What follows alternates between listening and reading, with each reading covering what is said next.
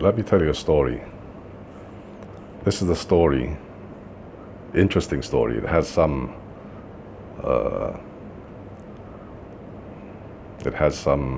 element of substance to it. One day, the wily fox went to visit the lion, and it came to the lion and said, "Brother lion, do you have any scraps for me to eat? I have nothing. I haven't eaten anything for days." The lion said, "I swear on your life, I have nothing to eat. I haven't eaten anything in weeks. These vegetables and berries and roots, they don't suit me. I have to eat meat." Now there are 3 buffaloes over there in the field. Big, healthy buffaloes. The fox was amazed. He said, No, I can't do anything with buffaloes. That's not my domain. Chickens and rabbits, this kind of thing I can handle. But buffalo, no, that's your domain. Are you scared of the buffalo? The fox asked the lion. The lion said, "Am I scared of the buffalo? Of course not. But these are 3 buffalo. 1 buffalo, I have no problem. But 3 buffaloes, I'll be injured." So the fox says, "Well, let's think about something. How do we get these buffalo? I have an idea. I'll go down there and I'll sow discord amongst the buffaloes. And I'll split them up and I'll bring them to you one by one. Don't worry." The lion says, "Okay, I'll be waiting right here behind this hut." So the fox walks down to the field. "Salaam alaikum. Hello, brother buffaloes." The buffaloes are already on alert. They back up, back to back. So they're all like a big fortress. And they say, "What do you want, fox?" And the fox says, "No, nothing, brothers. I'm just leaving the forest because I'm scared. There's lots of cheetahs and leopards and lions and all these big creatures that can harm me. I feel safe if I'm around you. Do you mind if I join you?" The buffalo says, "Okay, no problem, you can join us." So the fox pretends to be the friend of the buffalo. It also goes around munching on grasses as if it's a friend of the buffaloes. When night falls, they all band together, the buffaloes back to back, so that they can be, a fortress. The fox goes and he sleeps next to the black buffalo. After a while, he says to the black buffalo, "Brother buffalo, I feel safe amongst you. But there's one thing that I don't feel safe about." And the black buffalo says, "What is it?" He says, "Well, you are black, can't be seen at night. The brown buffalo also is difficult to see at night. But the white buffalo stands out like a sore thumb. So any of these hunters at night, they will come, they'll see the white buffalo, they'll attack us." The black buffalo says, "No, don't worry about that. We are strong, we are united. And there are no hunters at night anyway." The fox says, "Yeah, but the cat, it hunts at night." He says, "Yeah, but the cat is a small creature." He says, No, I'm talking about the big cats, the lions. They hunt at night, they can see the white buffalo. It's plain as day." So the black buffalo thinks about it for a while. And "Yeah, you're right, actually. The white buffalo is a sore thumb in our united front." So the fox says, "You know what? We should get rid of him." Black buffalo says, "No, we can't do that. He's our friend." The fox says, "Yes, but he's causing us to have insecurities and our safety is compromised." So the fox says, "Don't worry. I'll go and talk to the white buffalo and I'll drive him out. But listen," he says to the black buffalo, "you and the brown buffalo, if the white buffalo says anything to you, you just keep quiet. Don't say anything." Black buffalo says, "Okay." So the fox goes to the white buffalo. He says to the white buffalo, "Brother, I've asked the black buffalo and the brown buffalo to help me, but they refuse. You are the kindest of all of them. You are nice and you are courteous." The white buffalo feels a little bit complimented. So it says, what can I do for you, fox?" So the fox says, "Well, there is a half-dead chicken on the hut over there.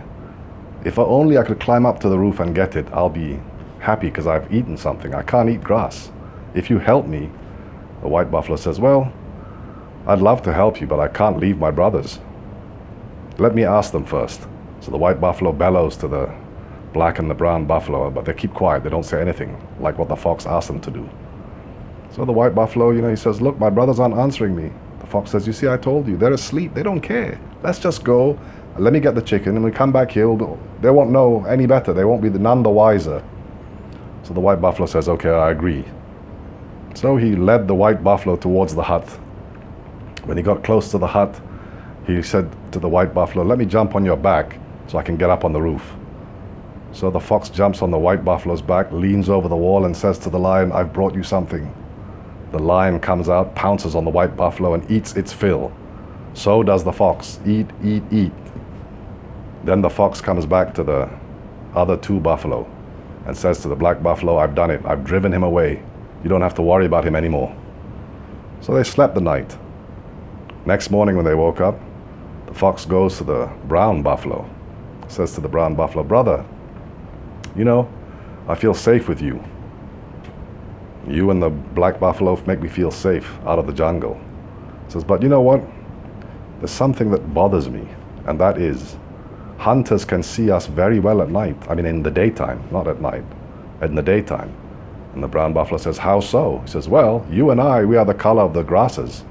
We have no problem, we can be camouflaged. But the black buffalo, it's so obvious in the daytime, there it is. The hunters can see us from far and wide. The brown buffalo says, yeah, you know, I think you're right. What do we do about this? The fox says, don't worry, let's get rid of the black buffalo. We'll lead him down the wrong path. Now, I'll go and talk to him. Whatever you say, whatever he says to you, you say, I can't do anything, I'm sick. The brown buffalo agrees. So he goes to the black buffalo and says, you know, that brown buffalo is a real, something wrong with him, you know, rude fellow. Black buffalo says, why? He says, well, I asked him for help, and the brown buffalo doesn't care.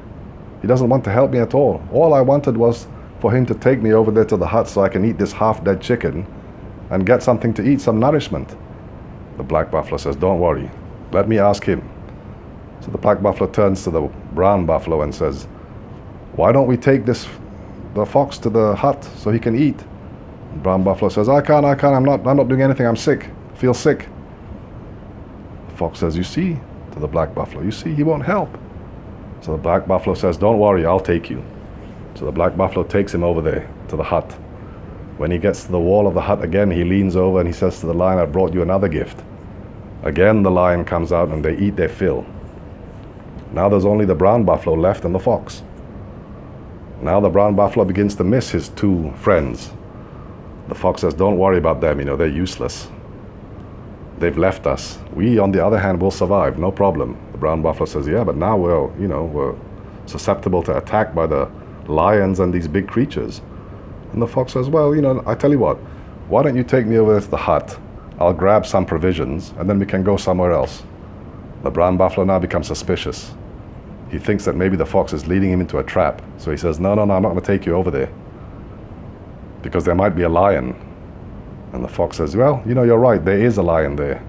And I took the white buffalo there and the lion ate it. I took the black buffalo there, the lion ate it. Now you're all alone. There's no one to take care of you. So you can go on your merry way now. I'll get the lion to come and chase you. The brown buffalo realizes what a mistake he made. Starts running away, bellowing. The fox, meanwhile, calls the lion, and the lion comes chasing after the brown buffalo, kills the brown buffalo. The lion and the fox eat to their fill. Now a hunter on the hill heard the bellowing of the brown buffalo and came to investigate. And he saw the lion and the fox. But the lion and the fox also saw the hunter. So the lion and the fox were thinking to themselves, what do we do now? You know, there's a hunter about. The fox said, don't worry, I'll take care of him. I'll go behind him and I'll lure him into the hut so you can kill him. And the lion now knows that this fox is very wily. He says, okay, bring him along. So the fox goes, and he goes and approaches the hunter from the other side of the hill. The hunter, meanwhile, is just sitting down there, wondering what to do. The fox comes up, hello, brother hunter, how are you? Did you see the lion? And the hunter said, yes, I did see him. But the lion was a bit too far for me to shoot him with my bow and arrow. The fox remembered, oh no, it was a bow and arrow. I forgot about that. I was thinking more of a net. Now it's a bow and arrow. I can't escape. The hunter will shoot me. So the fox becomes nervous. And the hunter says to the fox, listen, I know what you've been doing.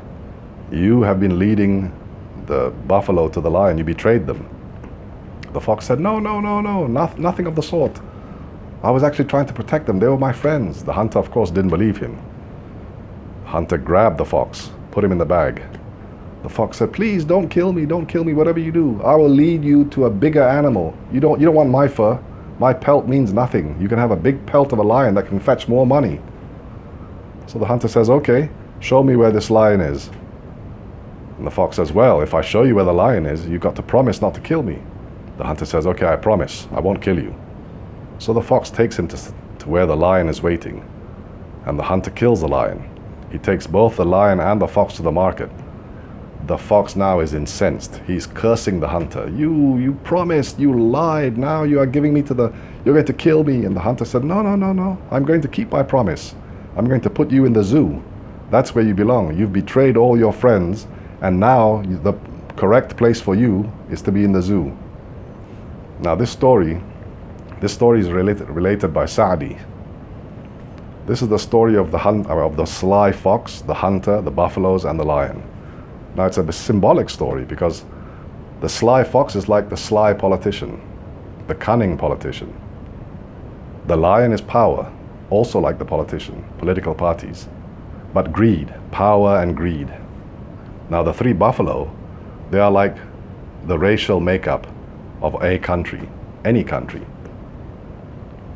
Now the fox goes and sows discord amongst them, tries to split them up because he's greedy, and the lion is also greedy and power hungry, wants to control everything. So he goes and he sows discord. As a result, they break up, they fracture, and they become weak, while the sly, cunning politician becomes wealthy, and the power-hungry lion also is greedy and becomes wealthy as well, and is well-fed. Now the hunter, on the other hand, the hunter represents all the virtuous things: knowledge, wisdom, reason, intelligence, justice. The hunter knows the right place of the fox and the right place of the lion. So don't think that just because we are powerful or that we are cunning, that we can overcome a united front. It's not possible. If we are intelligent, if we have knowledge, if we have discernment, and if we know justice. That's the point of the story.